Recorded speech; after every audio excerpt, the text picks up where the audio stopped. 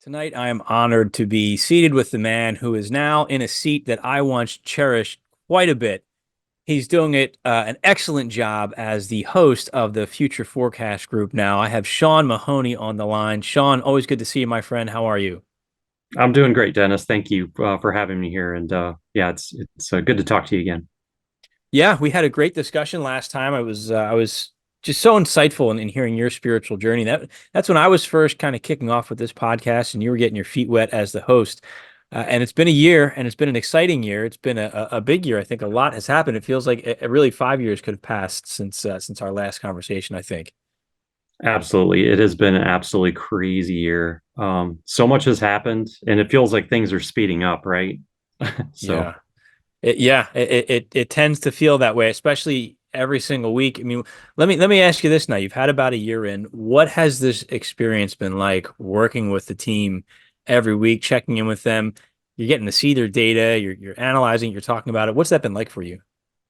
it's been amazing. I've long followed the work of Dick and Daz and Edward, and it's great to be able to work with these guys, and I've been seeing after getting to be friends with them and now being able to work more directly with them through the future forecasting, and now being joined with Derek and Naeem and getting to see their work.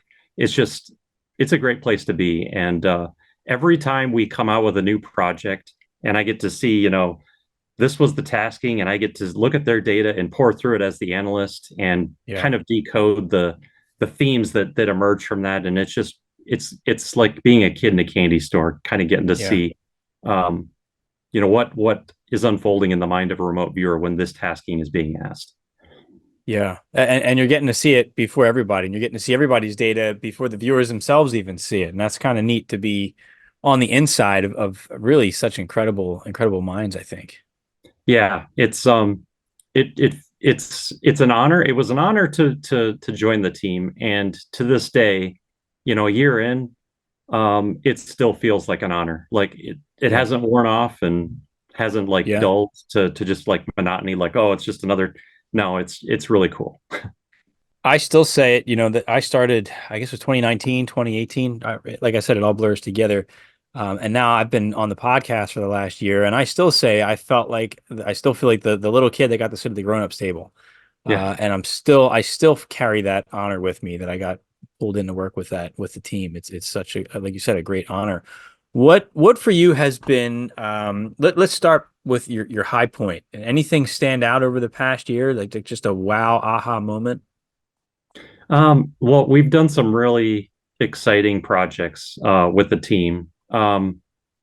The Rapture target, I think, is probably one of my top picks because that was a target that I helped pick. Um, A lot of times, these taskings come in, and I don't see it until the viewers get tasked with it, and then it's like, oh, well, that's interesting. I wonder where that came from. right. With the Rapture target, you know, that was a suggestion that I had, like, hey, let's look at to this spiritual, huge, significant event that's supposed to be coming down the pike. Um, Yeah. what's that going to reveal? And so, I like I said, that was probably more of a high point just because I got to help pick it. Yeah, that's neat to have. I ran a few projects as the host, and I remember, and I don't mean this in an ego way, but it's hard for your ego not to talk to you when you're doing something like that. It's like I have access to top remote viewers right now, and I can ask them to look at anything I want because I get to run a project.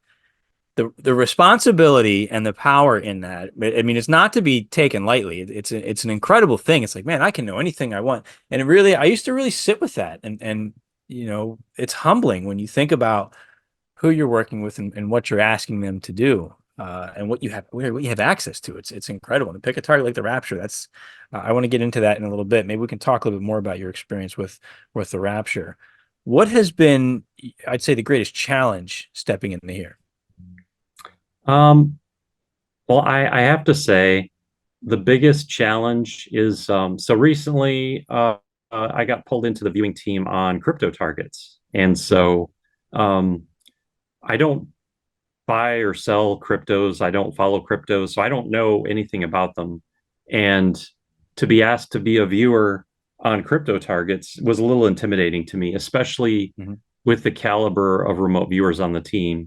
Where, yeah, I've been remote viewing since 2012, and and I've done some really cool projects along those years, and done some really cool things. But I still feel like I'm not worthy type of a, Yeah. like to be included with some of these great viewers that are on the team. But I just sit down, do a session, and I figure my subconscious is going to give me what I need to get and Right.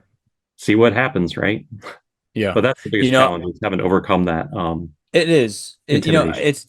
It is intimidating. But I have a lot of thoughts on that actually, because I've been in your seat. I didn't work a lot of crypto targets, but I just the opportunity to present my data with the viewers' data. I had all those thoughts and feelings.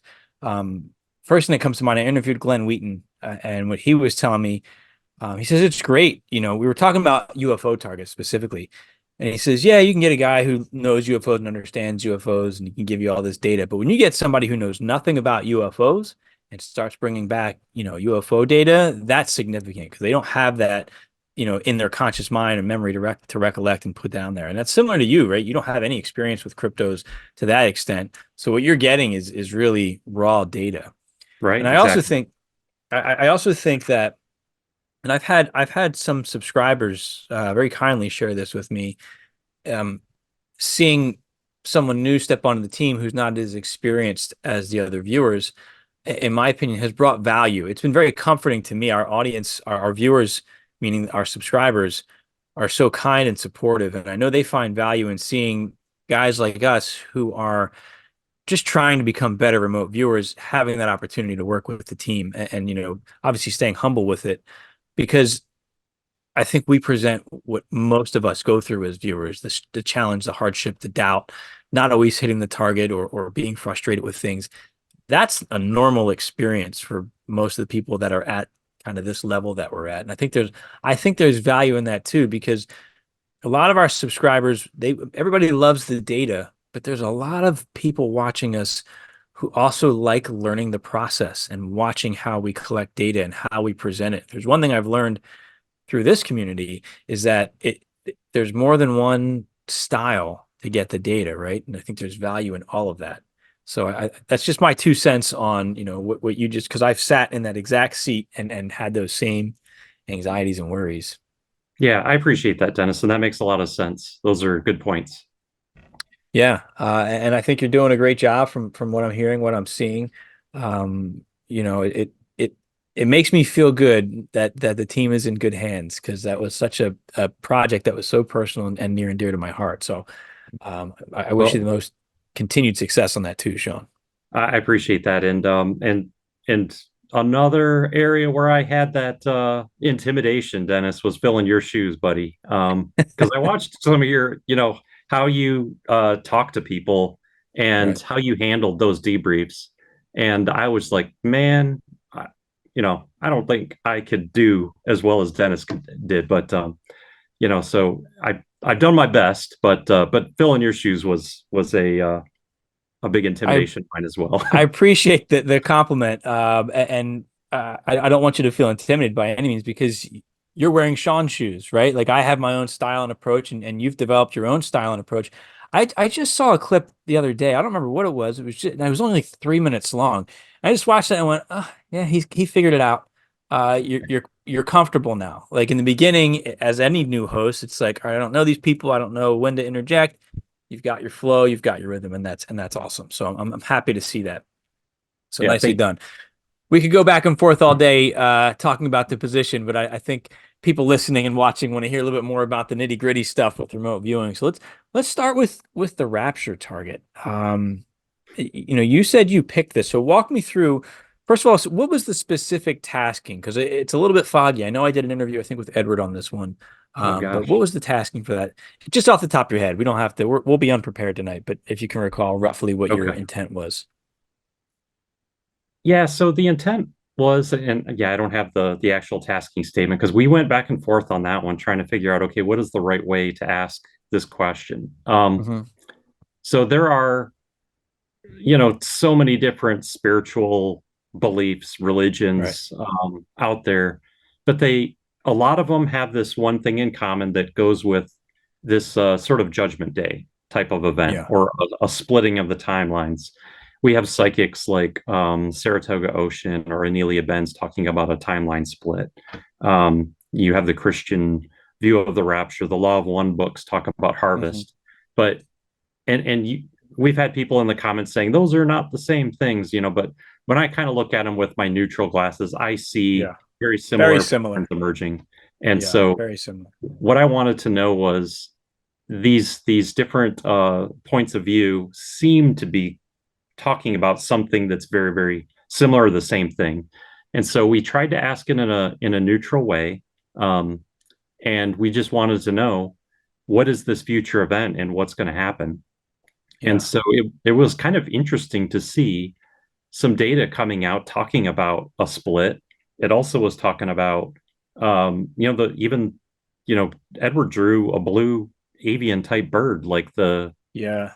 the That's law what, of one. Yeah. So yeah, it's the Law of One. People in the David Wilcock was really big in the blue avians, given him yeah, and Corey Good, I think, had the blue yeah, avians. That's interesting that Edward had a blue bird coming it through. was very interesting. And I've Yeah. watched those, but I'm not a Kool-Aid drinker where, Yeah, I like wasn't a believer. It was too fantastic for me. right. There's a lot. But it was just There's a lot. fascinating to see the patterns that Yeah. emerged that kind of seem to go along with that. So Yeah. Yeah. whenever you have a Um, good remote viewing project like this, you almost come out with more questions than answers. And that's how I feel like we yes, got. which I Yeah. think is important. I think that's good. Speaking of questions, before we get too deep into kind of what the data was, we're looking at a future target, and I just read somewhere within our community in our closed circle something about a future target. And this might be the luminosity target we're going to look at later today. We're going to talk about the luminosity target. But wasn't there something that came out talking about you can only go so far in the future to get something probable or concrete? Was that what you guys were saying? Maybe Daz Yeah. said something like that. We've we've tried to go into really far into the future, like, 2050, like Right. maybe it's not really, really far, but far enough out there that um the data seems to diverge. Yeah. We've got an amazing team. Their accuracy rate is, it's really high. And when we look a month out in the future or even a year out, they've been getting some really good hits. Hmm. And but when we go out to the 2050 timeframe, we just get all kinds of crazy data. And Right. so what we think is happening is that, okay, so the future isn't set, right? We have free will. There's possible futures out there, and it's us that kind of manifest the future that we all create together. And what they're doing is looking at so far out there that they're getting these big, huge waves in the pond that are between us and there that are kind of Right. in the way. And that's the luminosity, right? Okay. Yeah. Which we've That had makes twice sense. before now. Yeah. Maybe Yeah. I, We had the luminosity we did the global cyber attack, and then we did and that's where we got the Pope data. And then you guys were looking at it. You were reviewing another target we had worked. I forget what it was. It was a data point that Edward had brought back, and that's when you ended up getting all the Israel and Palestinian conflict yeah, coming back. exactly. Yeah, and that's a And good way of so, explaining it. The crests and the waves in the future that are getting in the way. yeah, it's just, it's like there's something brighter from, Yeah. you're looking so far out that light is really dim, and there's something brighter that's in between you and there that grabs your attention, and that's it's more luminous. Or I'm I'm curious though because we talk. I something I wrestle with is fate versus free will. How much of our existence is predestined? How much of it can we determine ourselves on our own? Right? How free are we to make? How much choice do we really have? yeah, And sometimes in doing these future targets, I mean, Daz has often said he does his as close to the end of the month as he can because he finds he gets a little bit more solid, which indicates possibly that the future is still possible to change, right? There's still yeah, variables that could change it. I think there are some things that are set in stone, maybe because just it's going to take a lot of variables to change the course of that whatever event is to make it happen. But I don't know that that means it's predetermined. But I also just maybe it's just my upbringing or what, but I struggle with this. How much control am I under? How much is my life set on a particular path? maybe that was set by me, by my own spirit or soul or consciousness, or it depends on, what belief system you hold. But what are your thoughts on that? What's ahead? You and I think, share some of the same thoughts on this. I've pondered this quite a bit Yeah, over the years, and what I love about remote viewing is that we can gather data about the future and then see what happens. And right. the accuracy of looking at past and present stuff is higher than looking at the future. And the further out in the future you get, the lower the accuracy. So that to me tells me that we do have free will, and which I find reassuring because if the future were set, what would be the fun, right? Yeah. And so I do believe we have free will, and I think remote viewing helps indicate that we do. Um, and yes, I also agree that some events they may not be predetermined, but they're so probable that it's like, you know, it's not it's very, very difficult to Right. avoid. Yeah, But the other once the things wheels are in are motion for certain things. Yeah. exactly. And I'd say I'll caveat that with the closer we get to it, right? Mhm. Like if we're looking at, let's say, the presidential election in September, there's a lot of things in motion right now leading towards who's going to become president, or even in October, right? Yeah. Now let's go back to this now and view it. There is a ton of variables there where it could swing a lot wider of options there for us, as opposed to the closer you get, because more and more variables are locking into place, I would say, the closer we get to it. Let me Yes. let me throw a wrench into this conversation just for the sake of conversation. What about the control mechanism? Do you think there's a control mechanism that exists in this reality, in this universe, or on this planet that does dictate our future? And is it related to what we're talking about with timeline and free will? I think there are several control mechanisms, and I think some are more um, influential than others. Um, but but yes, there are a lot of competing things for control, and yeah, and that's something we have to deal with.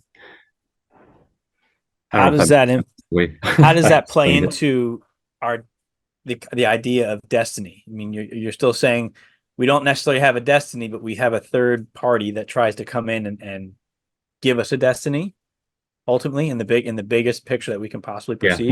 multiple third parties. Yeah, They want they want to um, steer things in their favor, and right. um, it's our job to navigate those obstacles and deal with them.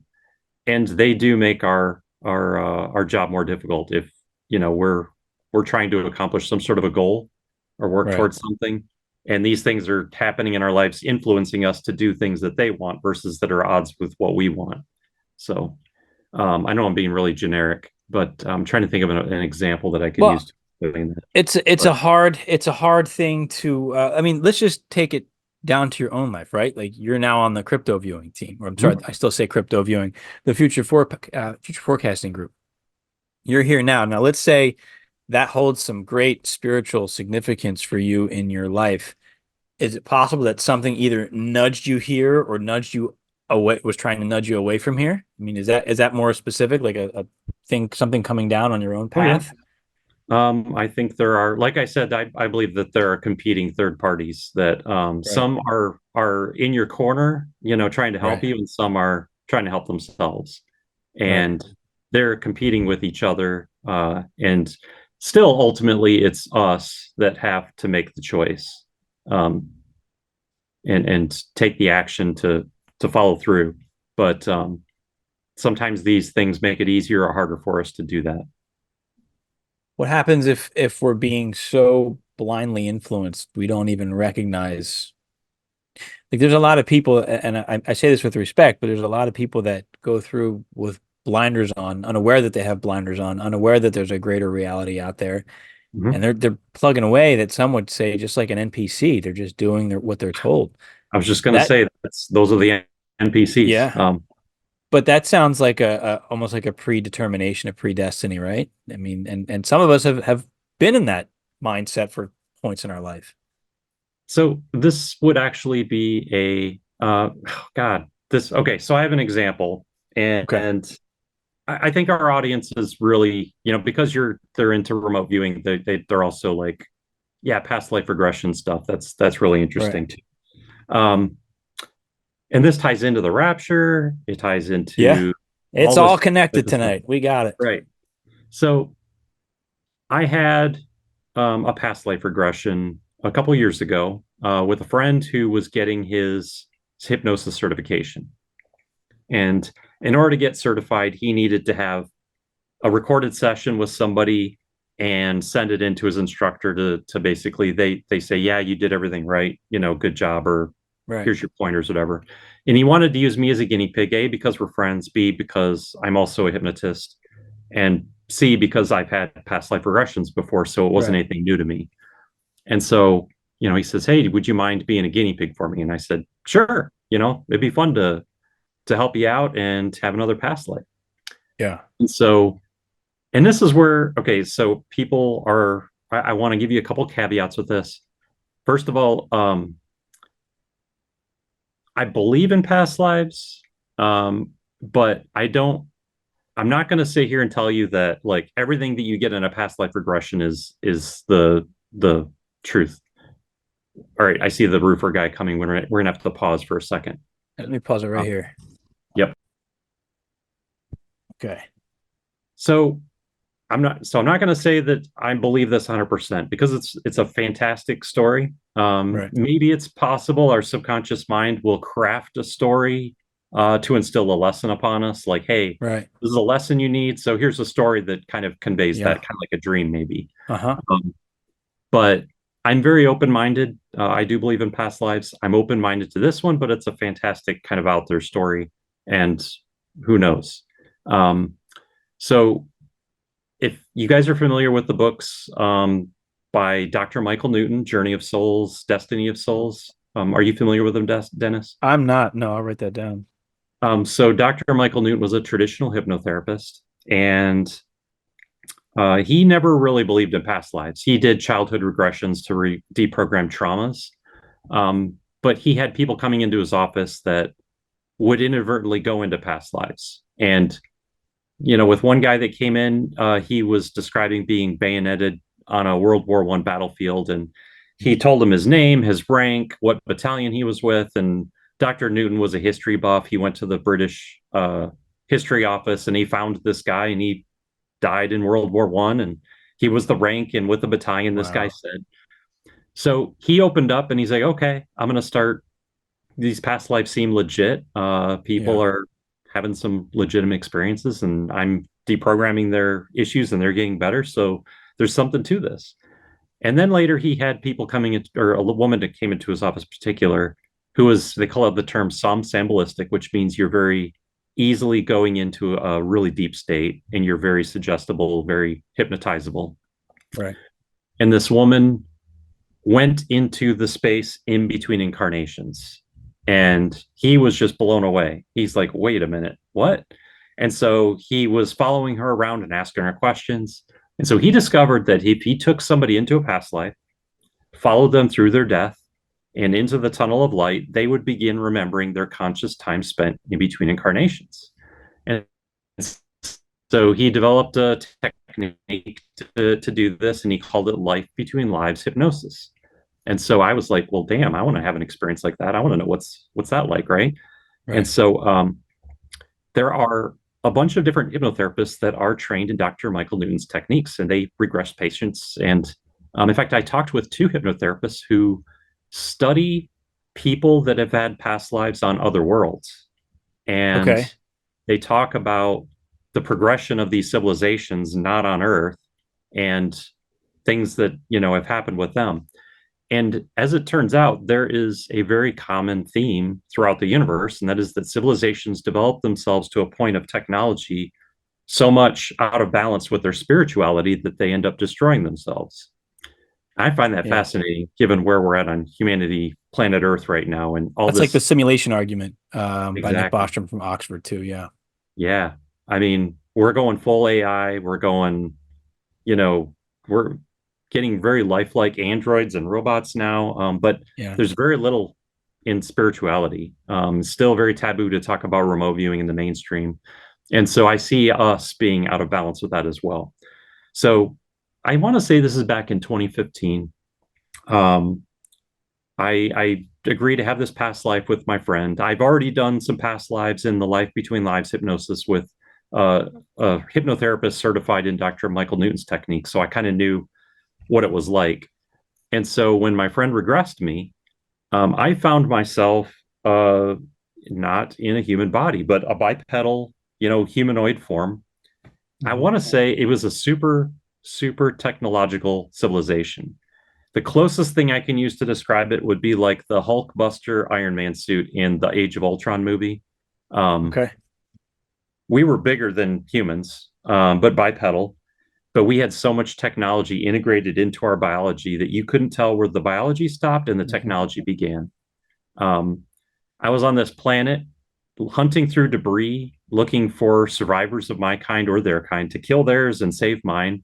I had this amazing heads up display where I knew where our ships were in orbit, where our air units were, where our ground units were. They were all coordinating. If I thought something, it would pop up. Things were being like overlaid on the display, like possible heat signature over here, check for Yeah. life signs, like just all this stuff, and it was all just like right there, seamless. And It I felt it sounds almost like I'm sorry to interrupt, but it sounds like you're Robert fine. Heinlein's Starship Troopers, the Cat Yeah, Troopers, mobile infantry had a suit very similar to that one when they were on different worlds. They had those displays. That's pretty cool. I'm that's a sorry to great interrupt you, movie. but No, you're yeah, fine. that well, I love that movie. It's a cult classic. The book Yeah, is an excellent. The book's obviously a thousand times better. yeah. Really goes into detail. But I'm sorry, you may continue. Yeah, so in my previous past life regressions, the realest thing you feel are the emotions. You feel uh like being afraid or scared or like all that stuff comes at you like times 10. You don't feel physical pain in your session, but you Right. feel the emotional stuff. What was weird about this regression was that I felt no emotion. Mhm. I was killing indiscriminately. I was saving, but I didn't feel like, yay, I that's my guy. Like, I'm so glad to see I didn't have Right. any of that. When he had me fast forward to something significant in that life, I found myself in a ship in orbit above a planet that had been damaged in a battle, and we were venting atmosphere. Um, I didn't, and so the way it was kind of like the hive mind of the Borg, right? Yeah. Um, there was a door, there was an access panel to close the airlock, but it was on the other side, and I was the closest one. I didn't do it because like, hey, I want to selflessly sacrifice myself and save my my fellow Right. troops or whatever. It was just a job. I went, I closed the hatch, and then I floated off into space and died. And um, what was so interesting about that experience, again, I felt nothing, was that it was kind of like saying, okay, this species had advanced amazingly far in technology, but we had integrated so much technology into our lives that we no longer had free will. Like my soul wasn't making decisions and learning and growing and gaining wisdom and experience from those decisions. I wasn't feeling the it's like everything was being decided for me because it was all on the easy button, right? The technology Yeah. was there. Like I didn't have to learn to do anything. I didn't have to like suffer the consequences of a mistake. It's like so my soul was in that body and I was just along for the ride. Um, and so there was no growth, there was no experience, and so Well, I just want to stop there for a minute because I just did okay, a remote viewing session. I'm not ready to share the details of which yet, but it was a concept similar to this. And is it possible that you as an individual didn't exist, but you were contributing to the growth of a larger collective? Like you were just a fragmented piece of a larger whole, it sounds like, right? So that larger whole may have been having some spiritual growth, but your little piece of it wasn't aware of what was happening. Is that a possibility? I have no idea. um I mean, yeah, there's still so many questions we Yeah. have about like what is this universe that we come into? And Right. like, you know, the only tools that we have for exploring other worlds right now, at least in our mainstream society, is remote viewing or things like past life regression, stuff like that, Right. psychic work. But and so again, I'm not going to sit here and tell you like, Dennis, 100% I was an alien that lived in a Right. technological, it's like, Right. this is just the experience I had in the regression. And when Right. I That's the try and best figure out, okay, you can do. yeah, and when I Yeah. try and like gather, okay, well, what nuggets of wisdom that this experience have to offer me? And it was that insight of, okay, this is um this is something that humanity is going through right now. We're evolving and growing technologically to a point where we have a choice to make. And where I say this ties into the rapture was, there was a lot of data that came back. I think Edward in particular was talking about a technology route and a spiritual route. And Yeah. There that's was a and that's split, what I the think. spiritual yeah, that's what the Uh-huh. spiritual folks like Saratoga Ocean and Nelia Benz talk about Yeah. in this split. Like, Yeah. so I just found that so fascinating that over, you know, my years in exploring remote viewing and past lives and all this stuff, this theme keeps coming up. So originally, yeah, the question you had asked that I was tying this into was this whole notion about sorry, I'm losing the train of my thought, but I, it's So really about this split, right? Because we were talking about the rapture, we were talking about yeah, I forget what my original question was because your story was just so fascinating. You're sorry, you're in another no, it's fine. You're in this other world really as something alien to what we are right now. You have technology integrated into your body, into your system, and you're void of emotion. And you're going through this past life regression, just taking the data for what it is, and you're learning from that experience as you're looking at our societies on the precipice of that right now. What yeah. does that tell you? What have you learned from that in terms of like where we are, where we're going? We're talking about fate and free will today. I mean, what are you learning from that perception? Well, I think I told you last time when we talked, when I was kind of talking about my spiritual awakening and spiritual journey, Yeah, is that I always, uh, before I make a big decision, I'll meditate on it. I'll right. ask, before I go to bed, I'll set an intention. Hey, I want to dream about this. And I Right. keep a notebook on the side of my bed and I'll jot down notes about my dream. And a lot of times the symbolism just jumps out at me and it's like, oh, okay, this is Yeah. something I need. And I'll even ask questions in the car, and the next song that comes on the radio will in some way relate to answering my question. It's just Yeah. crazy. But Yeah. these synchronicities, I think, are there um, to help. We're not going to be given the answer, but we'll be given hints about what's the Yeah. right answer, and we'll feel it. So, Yeah. Yeah, you're right. And sometimes that helps us. It helps to clarify it because our emotion gets in the way as intuitives, right? When we become too invested in a decision or a choice, our emotion gets in the way and clouds our intuitive perceptions. But when you use something, I'll say even like a talisman, like a song or the next thing that I see, we train to recognize that initial thought before the conscious mind gets into it, right? Before we have to write down the AOL.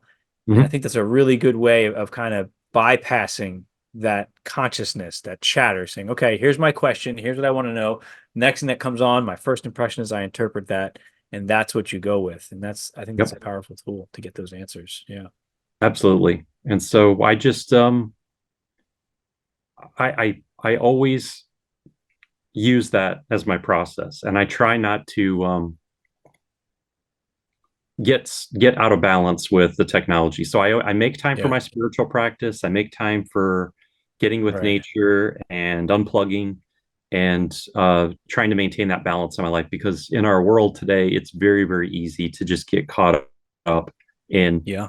the distractions Yeah. and not make that time for yourself and to continue to grow and develop and learn.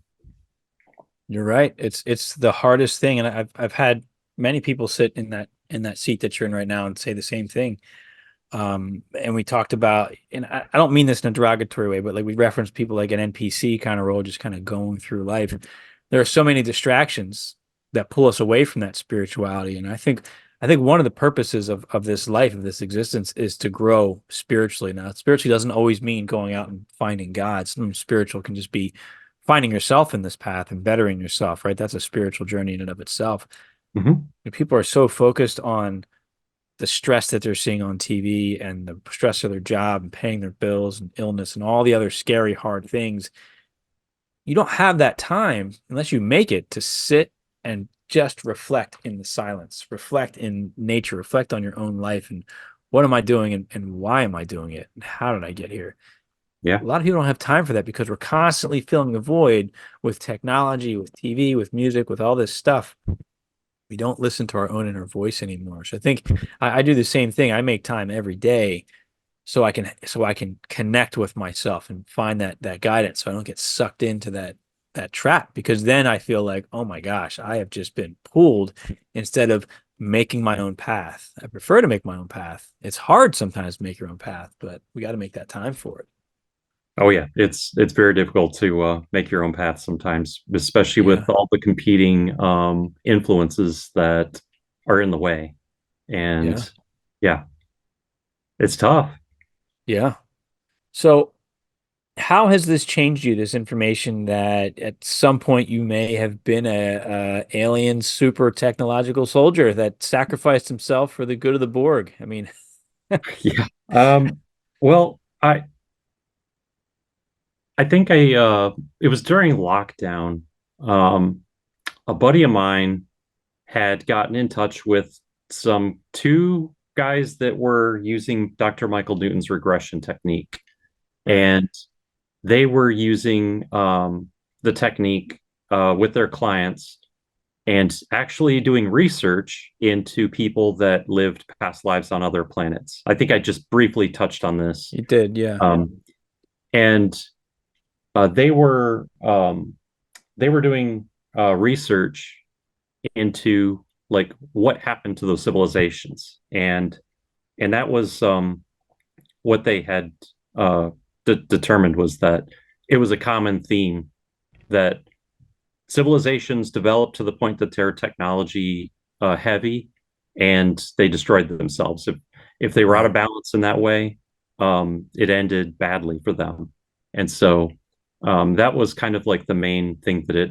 Uh, so I had this regression. I was kind of like, I don't know what to make of this, or I don't know what it means. But then a couple years later, it kind of fell more into place, with the work that these guys were doing. I was like, okay. And then plus, Yeah. I'm seeing now Chat GPT and all of the generative AI stuff Right. that's coming out. It's like, oh, this is making more sense now than it did back in 2015 because back then, we had maybe the Alexa, but Right. that was still pretty rudimentary. Yeah. I'm seeing commercials now with or it's Meta now. Meta's just coming out. And the like people are scanning of their garden or taking a picture and they're saying, okay, how can I maximize the yield of my garden here when I don't get a lot of sunlight in this area? Like just simple questions like that. And it's a little bit scary because we're giving up more and more of our thinking, right? I Hmm. mean, I'm already guilty of it. Like I query my knowledge base is as strong as my signal is on my cell phone, right? I don't have to have that recall anymore, and it helps me in my problem solving and my thing. Like it's an extension of my mind. It already is. I also have the ability to go within, fortunately, which I still use and look for my own intuition. And I found a way to marry my own intuition with information I can then validate and verify through technology. I do it backwards. But I mean, I see that commercial and I feel like, man, this is a major change for humanity in general that I don't Yeah. think we realize fully um, what the consequence of that is. Not necessarily bad. I don't know if it's good or bad, but it's changing all of humanity with that power. Yeah. And that's really where that regression was such a powerful insight for me was right now we're seeing it unfold very slowly. And like you said, Right. we're giving away our thinking, the power of our thinking. And Right. we're doing it, but we're doing it like in piecemeal. We're like the frog Yeah. in the pot where the water's slowly Yes. being It's turned so up. gradual. Yeah. Yeah. I got to see in that regression the full progression of what it looks like when you give it all away without thinking.